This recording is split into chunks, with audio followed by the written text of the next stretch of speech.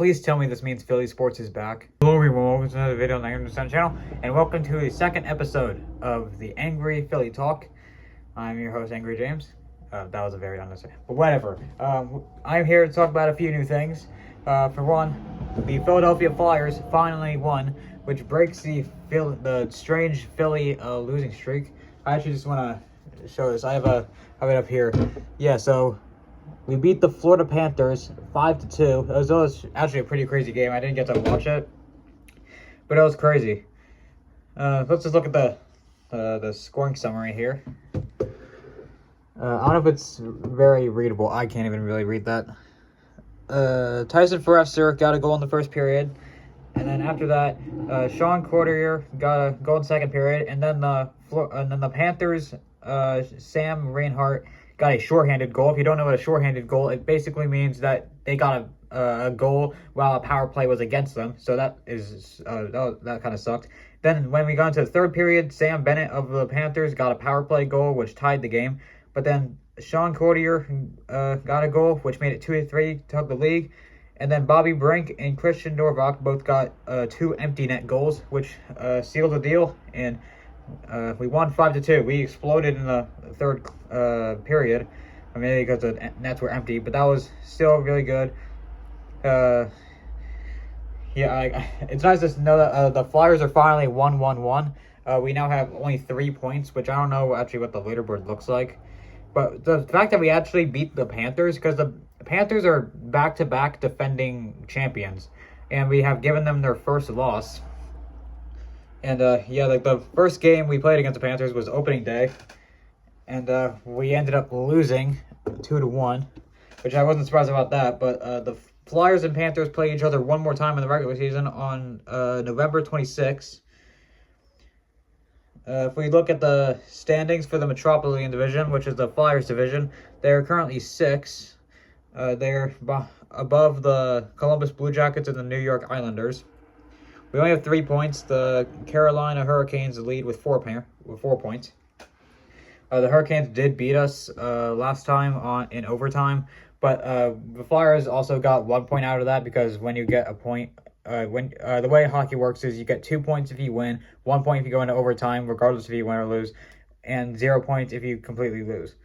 So it was still a huge victory. If we get even 1 point, that's a big victory, because the Flyers still suck. We did get a pretty good star in the draft, or maybe it was a trade. I don't remember, but hopefully it does help us. Though we are only 1-1-1, so it's not. So I feel like the Flyers are very good. Like I think I've said this before, but the players are amazing. But I think it's our coaching that sucks, because we can't do anything, and I don't really know why.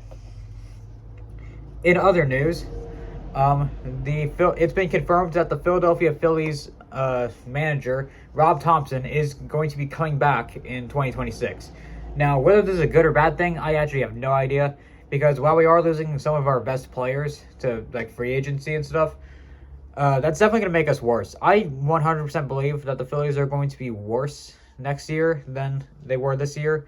And having Rob Thomson back, I don't really know if it's going to help us or not. I feel like it's not, actually.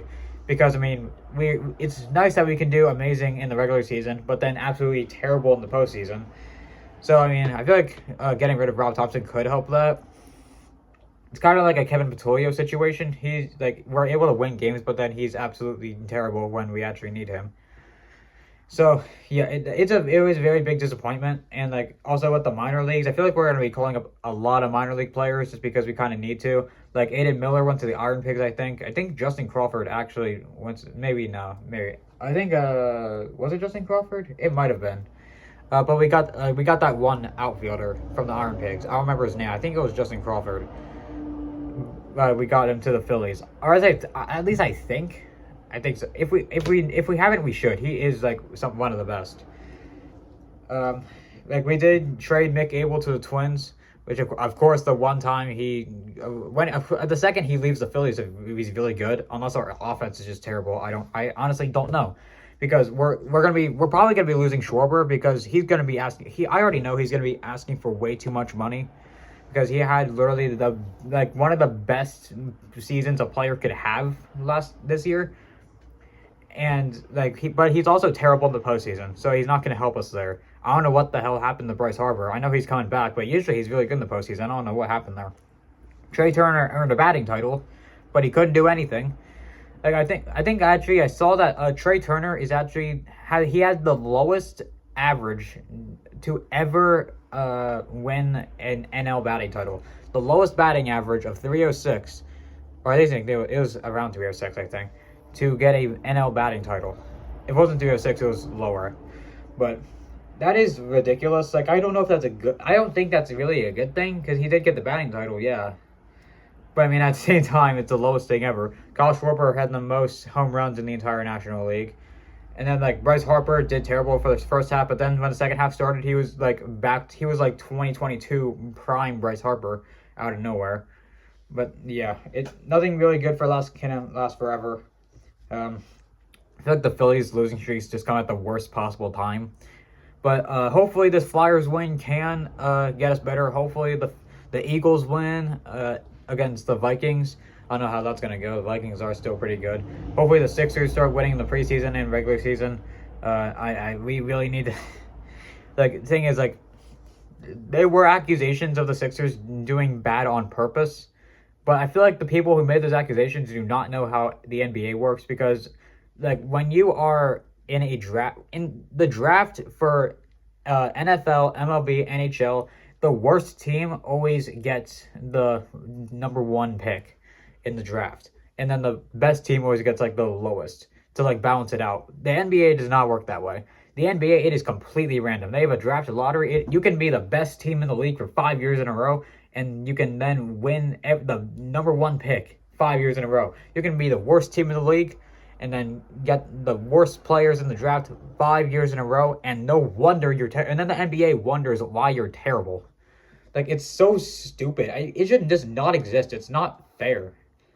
I think the Sixers did get a really high pick, but it's not gonna help them because we can't do anything.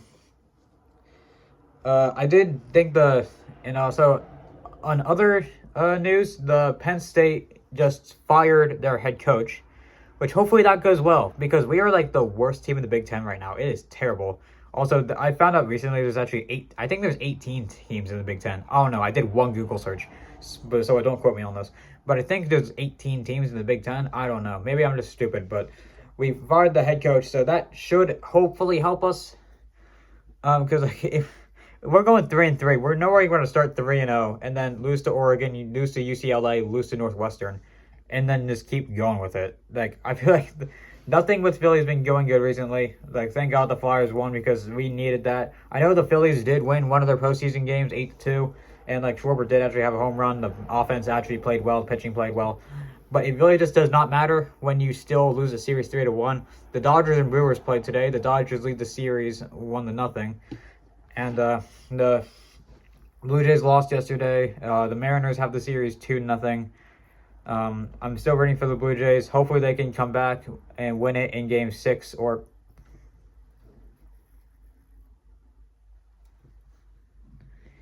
the maximum amount of games that need to be played. But yeah, that is it for the second episode of Angry Philly Talk. Thank you guys for watching. Like and subscribe if you want to, and I'll see you guys later. Peace out.